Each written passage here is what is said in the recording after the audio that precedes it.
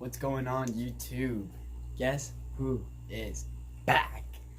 I am your boy TK. Aquariums is back and doing it. We are back here in the fish room. Gonna be showing you guys a really cool updates. A lot of cool things are going on in here right now. It's a little bit on the messy side, so I'm gonna try not to show you guys the floor or anything like that. I do have a lot of equipment and gear, sponges, towels, cords and stuff. Just don't want to get that in the video. But today I do want to give you guys a little bit of an updated tour on the fish room today. So I'm going to be showing you all the aquariums here in the fish room, show you what we have in stock inside of them. Along with that, also show you some of my saltwater tanks that you guys have not seen in a while. So stay tuned, guys. Alright, so here we are starting with the 54-gallon bow front tank, which has 3 of the green spotted puffers. These are a brackish puffer. Eventually this tank is going to be fully converted into a fully saltwater aquarium. Now inside of here, like I said, I have 3 of those guys and a couple guppies here and there, little feeder guppies. I'm actually surprised that the guppies are still alive in there, as the salinity is sitting at a 0.2 or excuse me, a 1.015. So it's halfway there, and they're still thriving. So I got to give it to them. Now it is a little bit difficult to film these guys inside of this tank, as it is a bow front. So you're going to get a lot of reflectings from everything else in the room. So you can kind of see right over here. In this vicinity, you'll see the 55-gallon long over there. But these guys are doing awesome. They're doing great. There are 3 puffers. 2 of them are out and about right now. The third always likes to hide and run around. Always likes to hang out in the back over there. So I'll show him to you guys when he comes out. Next tank on the left. Boom, nice and bright. This is a personal favorite tank of mine. Originally, there was only like maybe a couple fish in here. Then I had given them to a buddy of mine, and now we are back in business. This is my Barb Tank. This has mainly species of barbs, ranging from traditional tiger barb. I got platinum barb, green tiger barbs, albino tiger barb. What else? Oh, my favorites, the black rubies. These guys are beautiful. The amount of reds that produce on these guys are awesome, especially when they're, kind of showing off like how they are now. These guys are an exceptional fish. When they're normal in coloration, you'll usually see these guys in the store looking like a regular tiger barb, but it's not until you get them in an environment that they're really interested in is when they start getting red like that. One of my personal favorite barbs of all time. Along with also those, there's also this little guy right there. That is a long fin, green tiger barb, glowfish. That is a glowfish. So if with under the proper blue lighting, that will actually glow. And for those of you who are very familiar with African cichlids, do not have a heart attack. Yes, that is a yellow lab in here. That guy has actually been with these fish for quite some time. The same person I got most of these barbs from came from the same tank that he was in. So it's kind of like the reunion once I got these guys. And I also have redline torpedo barbs. So yeah, a lot of barbs in here. A lot of barb. Whenever I see a little bit of aggression, they do go up in this little quarantine kind of tank, separate tank and stuff. But honestly, I have yet had to use that. I've only had to use it for a brief moment. And it was for having the glowfish. He was kind of getting picked on when I first put him in here. As you can see, he's a little small, so I kind of put a little bit of size on him, and now he's doing much better. Inside of here as well, you're going to see these big boys. These guys are some zebra loaches. These guys are fat, and they won't stop moving. Oh, excuse me, they're not zebras. They are yo-yos. I did get them confused with zebras as they're adults, but I didn't realize that yo-yo loaches, as they become more mature, look at them, as they become more mature, they actually lose the yo-yo on it, and it just becomes like that kind of pattern on them. Yeah, he's a fat boy. There's 2 of those guys in there, along with also an upside-down catfish that is in here. I believe I either have 1 or 2 of those guys. I don't remember how many I had gotten. Yeah, once again, that platinum tiger barb. So platinums are going to be like that lime green, and that one's also a plat. But then the green tiger barbs are going to be much darker green. So that's the difference between the platinums and the green tiger barbs. Next tank over. Whoop. Ooh, yeah. This, as everybody knows, is my favorite tank. This is a tank where I have my Bozeman rainbows or Bosemani rainbows. I have a lot of plants in here. Just actually got a couple new ones, 1, 2, and 3 from Dustin's fish tanks. Definitely give that guy a lot of credit. I mean, I've gotten a lot of things from him. Actually, this really red tiger lotus came from Dustin, along with also the green tiger lotus came from a buddy of mine that he fragged, or not, I can't say frag. I've been messing with salt water too much, but he did break it off and whatnot. I've been leaving the lilies on the top. I don't know why, but I'm really digging it. And all my tanks have been open lid. Just kind of like the temperature regulations on them and whatnot. They're not going to get too hot or anything, as I do regulate the temperature of my room rather than the individual aquariums. The only time I'll have a heater inside of an aquarium is when I'm currently doing some type of medicating or anything like that. I want to bring the temperature up to around 80, 82 degrees or so. But yeah, if we look at all of our thermometers, sitting right there at 75, 76 degrees. So I'm cooling on that. Same thing inside of this tank. I have thermometers in all of them, and they're all showing the exact same thing. Sorry about that. I know. Gotta get used to me handling the camera again. It's been a while. Then, 75 gallon had got finally filled up, and we got a redtail. I did get this guy as a small little baby, and now he's about at least 4.5 to 5 inches. He's about the size of my hand. I do have to tell you guys a crazy story about him, maybe in a future video, because he ate my arowana that I had to separate down into this quarantine tank separated. He is getting medicated. I do have that heater like I said I had, and I also have a small aerating filter with a biomedia inside there, a couple little plants in there as well, just to give him a little bit of more oxygenation, you know, kind of getting the thing cycled. Now the water that's inside of there did come from the tank he was in, so it's not like I have to recycle or anything like that. I am making sure whenever I am going to do water changes from that, I pull that water out and just siphon it right back down into there. But yeah, that all happened yesterday on the 9th of June, and I had a heart attack, man. I had to fight it. I had to do a whole bunch of stuff. No, I did not hurt either one of them. The redtail did hurt the arowana a little bit, but I was capable of resuscitating him back. So just to give you guys a little idea, you know, he is alive. I just do want to show that. But when I show you guys a future video, you will notice he does not look like he's alive. Now, I did just do a water change on my shell dweller tank, not today, but yesterday, along with all the other tanks, and it got a little cloudy. I'm pretty sure it's having some type of bacterial bloom or something like that. So what I'm going to do is I'm probably going to do another 5 or 10% water change tomorrow, and just add a lot of bacteria inside of there, like stability or night out, to help break down the enzymes and the little microbials that are in there that are creating this bacterial bloom. It's not a new tank setup, but you know, I'm pretty sure you can get a bacterial bloom later on down the line. All the aquarium plants in here are doing great. All the reds that you see in here are all from, once again, Dustin's fish tanks, which I gotta keep saying, you know, thank you, Dustin. Definitely appreciate your selection. There's different Anubiuses. I have water wisteria, water sprite. I have Christmas moss. I have all these types of Sagittarius subulata, so the dwarf Sagittarius subulata, along with a little bit of a Java moss all around, and then obviously the shell dwellers. These guys are absolutely gorgeous.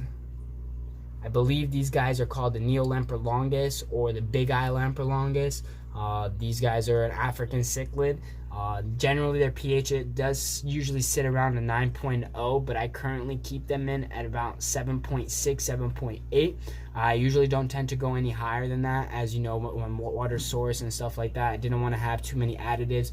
For those of you who know me, I like to do the more natural way of changing the water quality rather than, you know, going through a chemical or liquid route. So if I can naturally reduce or raise a pH or something like that, that's what I'm going to do, over using any type of liquid forms of medicatings, or not medications, but like any type of water treatments and stuff like that. I have a bunch of pairs inside of here. So like those two over here, these guys are a pair. She just ran in. These two are a pair right here. There are pairs everywhere. Look at how big her stomach is. Oh my. Did get fry from these guys. Did have a couple. Since I didn't have a tank to put them in right away, they did end up getting kind of eaten, I believe. That's the only thing I could think of. Unless they're hiding again inside of like maybe some of the shells or anything like that, which is a possibility that can happen and occur. It's very common for that to happen. So if you don't see your shellies, don't freak out. Dang, look how good this looks. This tank looks good. Oh yeah. It's little terrariums over here, little 10-gallon terrariums and stuff. And then I obviously have the goldfish. It is almost time to send them out. I'm probably gonna go put these guys out within the next couple of days outside my pond. And then betas are still all doing good. We did lose one inside of here, so unfortunately I did have to drain it down. But all the other betas are doing wonderful. This tank, oh buddy, this tank. I got something cool. Not only do I have a black orchid crown tail beta inside of here, but I got these new tetras that I'd never seen before. They're very, very similar to neon tetras, but if you notice, only the eyes are lighting up blue.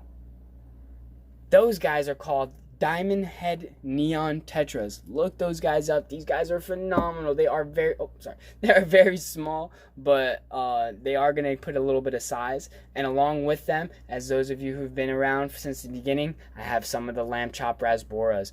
Those guys are also a nano fish. Those guys are only going to get about an inch and a quarter. Neon tetra, or the diamond headed tetras in here are going to get about maybe 2 inches, and that beta right there is just keeping them all under control. Now when we go to my Nano Reef tank that I have up here on my desk, wow, looks a little bit bare and a little bit different than previously. And that's mainly because I took all the corals out and I moved them over to the 15-gallon fluvial flex. A couple zoanthids or zooids ended up popping up in that tank that I never put in there. And immediately, as soon as I saw that, I said, all right, well, if it's capable of keeping these, might as well bring a couple others. So the 2 Kenya trees and the green signalaria, I actually brought them over there, and I kept the mushroom in here because I wanted the mushroom to propagate and spread around inside of this rock, on that rock. And just yesterday is when I personally noticed those babies on the edges. Do you guys see that right there? There's little baby mushrooms. It's spreading. Ah, it's spreading. Look at it. Look at it. Look at a little baby guy back there. Oh my gosh. Also, if you notice, there isn't that extreme black Misbar ocellaris in here. Now we have a new favorite of mine. This is a lightning maroon clownfish. No, this is not going to be his long-term home. There are some big deals and big things going on right now. I do know that a 10-gallon tank is definitely not adequate enough for him. He's definitely going to need at least, and I mean at least 55 gallons. But we are upgrading him to another 75. We're going to do a 75-gallon reef tank. So a little sneak peek for you guys and whatnot. All right. Also, just did want to show you guys, I do have now a 125-gallon aquarium that's sitting on the floor and a 60-gallon aquarium back there. Now that 60-gallon aquarium back in there, I'm actually going to be setting that up as a snake tank for my California king snake. We're going to do a desert tank, and this we're going to be setting up for another snake as well. This is going to be for my brother-in-law's ball python. We're going to be doing a nice setup for this as well. We're going to have water feature over here, so it's going to have about maybe 4 or 5 inches deep of water, and it's going to be about 2 foot long. Nice little waterfall feature on the right side, and then we're going to have a couple of it, like nice little scape, bunch of like kind of like not a rainforest because it's not really a boa, but we're going to have some humidity in there. We're going to have some plants in there to actually keep the ecosystem self-sustaining, and along with also having the 60-gallon for the California king. I want to make sure that these snakes are going to be a self-sustaining ecosystem, so that the way that they're capable of thriving and surviving in almost any conditions, or anything at all in general. But yeah, back to that Redtail again. Love that guy. He's a beast, guys. He's a beast. He is a beast. Just to give you guys a little bit of a reference. Yeah. He's about 4 inches or so. 4.5 inches. He's about 3 fingers thick. Jeez, buddy. He's a fat boy. And then I'm gonna go show you the other reef tank real fast, so I'll be right back. Now we are back. Excuse the noise right now. We do have a couple fans running, but definitely a different tank now. We did get some, I want to say they're black ice ocellaris, something along those lines. I know the ORA, if you guys are familiar with the ocean reef, ORA has these guys as a breeding pair, around $200 for them. So I got them for free, as the gentleman knew that I had all these aquariums, so he just figured, you know what, might as well bring it to somebody who knows at least a little bit of what they know what they're doing. So I do have a rose tip anemone right in the center. I saw them touch it. I've never seen them go in it, so I honestly don't know how to get those guys in there. So if you guys know any other ways, just let me know down in the comments below how to get these guys introduced into an anemone. They just haven't taken to it.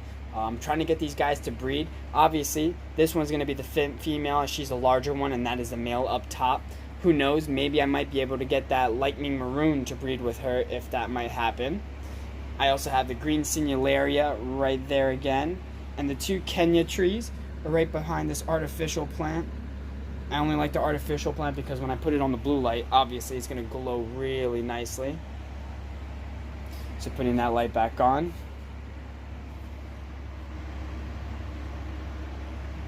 Yeah. This is the 15-gallon fluval flex that I converted into a saltwater aquarium. And those are the zoas right there. Those guys right there. I do not know how they got in my tank. I don't know. I never put any zoanthids inside of here. And they just popped up. They literally just popped up. Don't know how they got there. And there's also one right now. It looks like it just closed up because the hermit crab went over it. But it literally popped up right in the center over there. Don't know how it happened. And yeah. So, I hope you guys enjoyed today's video. If you guys did, don't forget, hit that like button. Comment down below what you guys thought was interesting or what you guys enjoyed. If you have any questions about anything, feel free to ask away. Along with that, also, don't forget to hit that bell icon. That way, every time I post a new video, you guys are notified for the next one coming up. Thank you for your patience, for those of you who have waited patiently for me to put up a new video. It has been a while since I have done that due to COVID, due to a lot of other things, you know, jobs and all this other stuff. It has been a little bit of a difficult time, but you know what? I figured to myself, I was like, I need to get off my behind and start doing something again. I need to, you know, get a little bit more passionate about what I love to do. And I mean, I love to do this. This is my passion. This is what I want to thrive for in my future. I'm just, look at the yellow lab. Look at him. He's just staring at me. But I love what I do, and I want to share that with you guys. And hopefully you guys like it back. Yeah. Hope you guys have a great rest of your day. I hope you guys are doing okay and staying sane during this quarantine time. And honestly, yeah. I hope you guys didn't forget, but ski!